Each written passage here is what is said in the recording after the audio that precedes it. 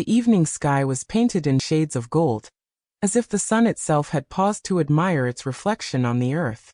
The streets were quiet, bathed in the kind of light that makes even the simplest corner look like a scene from a forgotten dream. I walked beside my sister that day, her footsteps falling in rhythm with mine. She wasn't saying much, and that in itself was unusual. My sister was the one who always filled the silence, sometimes with stories, sometimes with laughter, and sometimes with teasing that annoyed me but secretly made me smile. That evening, though, her silence had weight. She looked ahead, her eyes catching the last glow of the sun. The world around us slowed down.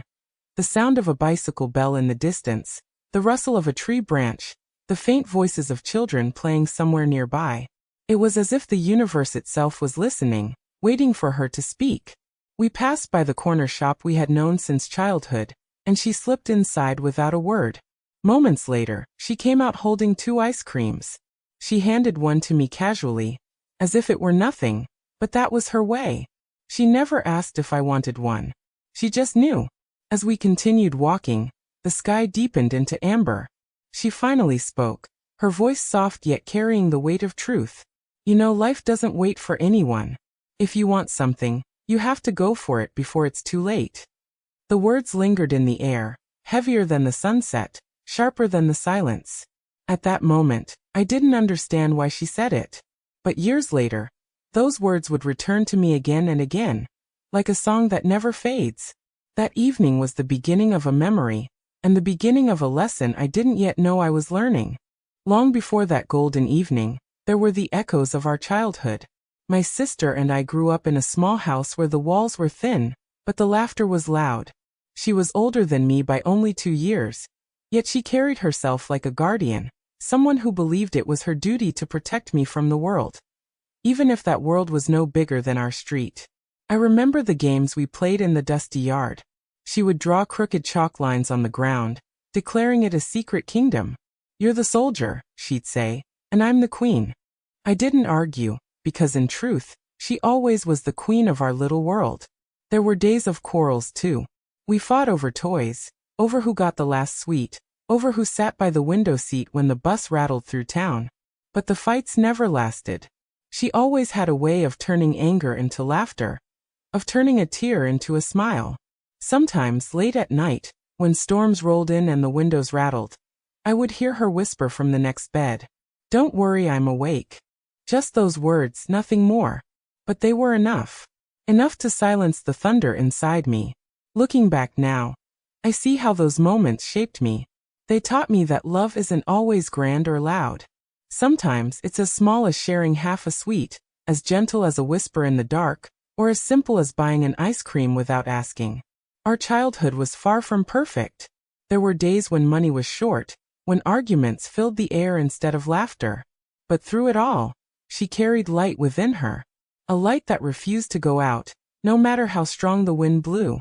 And maybe that's why, years later, when I remember her words, "Don't wait," I can still hear the echo of that same light in her voice. Teenage years have a way of changing everything. The games fade, replaced by questions too heavy for childhood.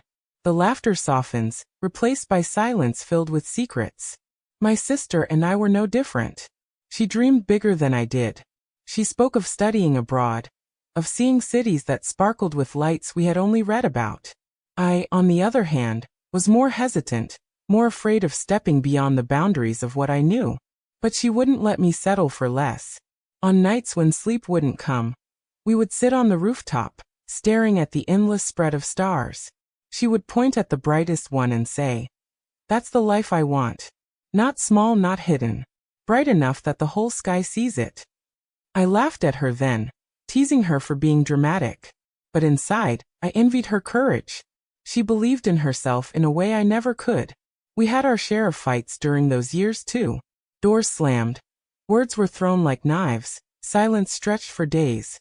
Yet even in those storms, there was love. Because no matter how angry she was, she never forgot to save me a seat at dinner.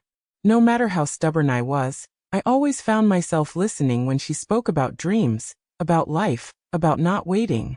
Those teenage years shaped us. They revealed who we were becoming. Two souls walking different paths. yet somehow bound together by the invisible thread of shared childhood and unspoken love. And though I didn't know it then, those conversations beneath the stars, those whispered dreams on the rooftop, would someday return to me like sacred verses, guiding me long after she was gone. The golden evening returned to my mind often, like a film played in slow motion. The way the light touched her face, how the world seemed to pause as she handed me that ice cream. It wasn't just a sweet treat, it was her way of saying, I see you, I know you, and I'm here.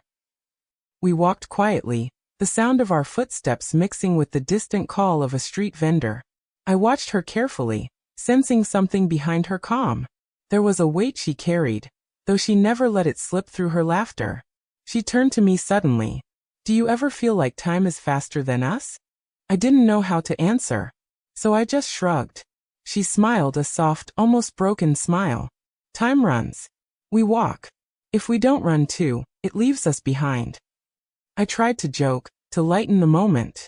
You've been reading too many novels. But she just shook her head. Her eyes were serious, the kind of serious that stays with you forever. No, she said. I just know that one day, we'll wish we had moved faster, that we hadn't waited for tomorrow. I wanted to ask what she meant. I wanted to push her to explain, but the words caught in my throat. So instead, I ate my ice cream, pretending everything was normal, pretending I didn't see the sadness tucked beneath her smile. That was the last sunset we shared without knowing the truth. The last walk before I discovered the battle she was fighting quietly, the pain she hid so I could still believe the world was simple. The truth came quietly, like all painful truths do. I overheard it first, whispers between our parents, the sound of a doctor's voice heavy with words I couldn't understand. Then came the silence, the glances exchanged at dinner, the way she sometimes winced when no one was watching. She was sick, not the kind of sick that goes away with rest or medicine. The kind of sick that lingers, that slowly steals moments before you even know they're gone. But she never told me. Never once did she sit me down to explain.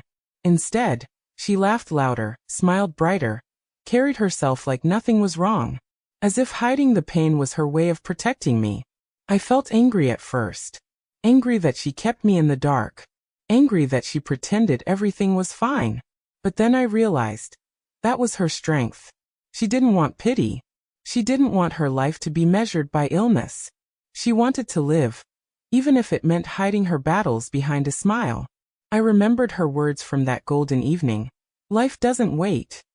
Suddenly they made sense. She wasn't just giving advice. She was speaking her truth, her urgency, her fight against the time she knew was slipping faster than ours. Years have passed since those days. The streets have changed, the shops are different, even the sunsets feel quieter. But her voice remains. Whenever I hesitate, whenever I let fear hold me back, I hear her whisper, "Don't wait." Her memory lives in the simplest things. The taste of ice cream on a summer evening, the sound of laughter breaking through silence, the glow of a star on a rooftop night. She may no longer walk beside me, but her footsteps echo in every choice I make. And every time I chase a dream, every time I dare to move forward, it feels like I'm walking that golden street again, with her by my side. Because love, true love, doesn't leave. It becomes part of you. It becomes the compass you didn't know you had, guiding you even when the path ahead is dark. And that is the true story with my sister. A story of laughter and silence, of battles hidden and lessons revealed, of light that refused to go out. A story that taught me the most powerful truth. Life doesn't wait. And neither should we. Welcome inside. Don't forget to subscribe and like so we can stay close and share more moments. See you in the next story.